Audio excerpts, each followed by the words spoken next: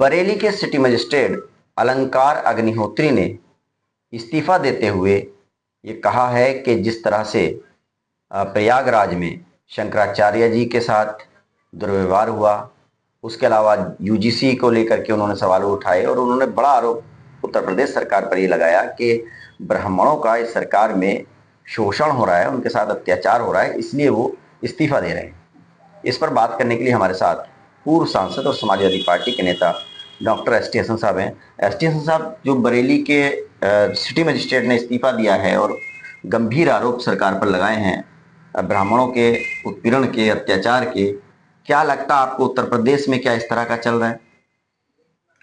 देखिए, उत्तर प्रदेश के अंदर जो हालात हैं और जिस तरह से ब्राह्मणों के ऊपर भी जुल्म हो रहा है, नाइंसाफी हो रही है।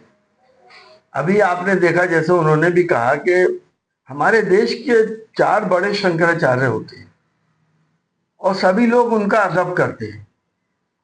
और मैं तो ये कहता हूं कि कोई भी धार्मिक व्यक्ति हो जो स्पिरिचुअल आदमी है, आध्यात्मिक आदमी है, उसका अदब करना हम सबका फर्ज है, अनलेस कि कोई उसमें बड़ी त्रुटि ना हो जी। तो शंकराचार्य जैसे लोग जो किसी उससे नहीं आते बल्कि सारे शंकराचार्य चुन के भेजते हैं, वहां पे अगर वो स्नान करने गए थे अपनी पालकी में और वहां पे उनके अनुयायियों को इस तरह से पीटा गया, बाल पकड़ के खींचा गया, मासूम लोगों तक को मारा गया, जबकि पूरा हिंदुस्तान उनका सम्मान करता है, तो तकलीफ तो सबको हुई। हमें भी तकलीफ हुई कि ऐसे धार्मिक लोगों के साथ ये सलूक नहीं होना चाहिए। दूसरा, यूजीसी की प्रॉब्लम है। यूजीसी में जिस तरह के कानून आ गए, तो अब आरक्षण के ऊपर प्रॉब्लम आएगी। यूजीसी से हमेशा इंसाफ की बात होनी चाहिए थी और मेरिट के ऊपर लोगों को अपॉइंटमेंट होनी चाहिए थे। वो हमारे संविधान के खिलाफ है। क्या संविधान का पालन हो रहा है? क्या जजेस जो अपना जजमेंट दे रहे हैं उसका पालन हो रहा है? सरकारी तंत्र उसको पालन कर रही है? खास तौर से हम अल्पसंख्यकों के लिए भी जानते हैं कि हम तो खामोश हैं, बर्दाश्त करते हैं, अल्लाह से दुआ करते हैं कि हालात सुधर जाएं और सबको हिदायत दे। लेकिन जाहिर है, ब्राह्मण लोग जो हिंदुओं के अंदर सबसे बड़ी जाति होती है, उनके साथ भी ये सुलूक हो रहा है, यही भेदभाव हो रहा है। तो आखिर हिंदुस्तान जाएगा कहाँ? हिंदू मुसलमान कर लिया, अब जातिवाद में पड़ गए, ब्राह्मणों को परेशान कर रहे हैं। ब्राह्मणों का तो सभी लोग सम्मान करते हैं। लेकिन जो भाजपा के नेता हैं या उनके समर्थक हैं, उनका कहना है कि ये क्योंकि 2027 का चुनाव हो रहा है, तो इसलिए सनातन को बांटने के लिए राजनीति हो रही है और उसका जो है षड्यंत्र रचा जा रहा है सरकार के खिलाफ। कौन रच रहा है? शंकराचार्य जी के साथ जो हुआ है, जो उनके शिष्यों के साथ जो मार पिटाई हुई है, वो भी कोई षड्यंत्र था। अगर षड्यंत्र था तो वहां के अधिकारियों को अब तक सस्पेंड क्यों नहीं किया गया? क्यों नहीं उनसे जवाब तलब किए गए?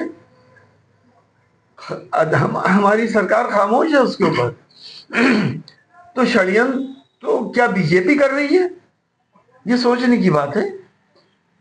सर, एक सवाल और था कि उत्तराखंड में जो बद्रीनाथ धाम है, वहाँ की जो समिति है उसने मांग की है मुख्यमंत्री से कि यहाँ पर गैर हिंदुओं का जो प्रवेश है उस पर रोक लगनी चाहिए। तो इसके बाद जो मुख्यमंत्री हैं धामी वहाँ के, उन्होंने कहा कि जितने भी तीर्थ स्थल हैं, धार्मिक स्थल हैं, ऐतिहासिक, उस सब के जो है नियम कानून के बारे में वो चेक करेंगे और उसके बाद एक निर्णय लेंगे इसको लेकर के। क्या कहना चाहेंगे?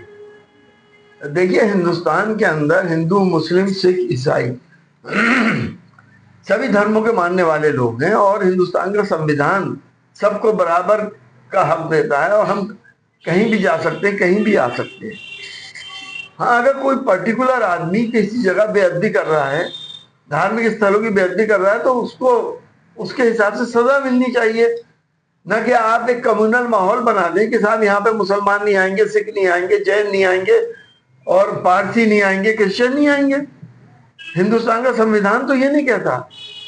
आज के दिन 26 जनवरी के दिन आज हमें सोचना पड़ रहा है कि हम अपने संविधान को किस तरह से बचाएं, किस तरह से लागू करें।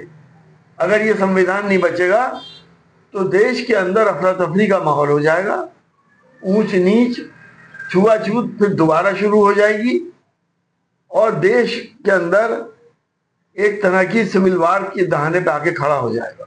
क्या लगता है आपको, जिस तरह से एक बड़े अधिकारी ने, सिटी मजिस्ट्रेट ने इस्तीफा दिया और वो भी ये आरोप लगाते हुए कि उनकी जो जात है या बिरादरी है ब्राह्मण समाज, उस पर अत्याचार हो रहा है प्रदेश में, तो आपको क्या लगता है आने वाले दिनों में इसके क्या नतीजे होने वाले हैं? देखिए, अत्याचार तो बहुत लोगों पे हो रहा है। अत्याचार क्या मुस्लिम्स पे नहीं हो रहा? अब हर किसी को डिग्रेड किया जा रहा है और एक इतने बड़े मेट्रोपॉलिटन सिटी मजिस्ट्रेट ने अगर इस्तीफा दिया है, पेशकश करी है, तो मैं समझता हूँ बात बहुत गंभीर है। सरकार को चाहिए कि अपने रवैये बदले, इज्जतदार लोगों की इज्जत करे, नापाक और अपराधियों को अपने हिसाब से निपटे।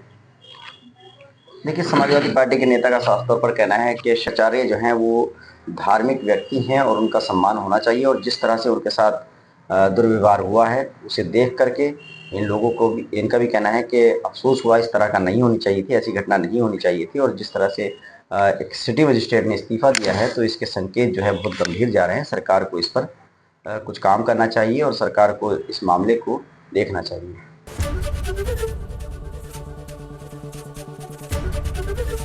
एबीपी गंगा, खबर आपकी, जुबान आपकी।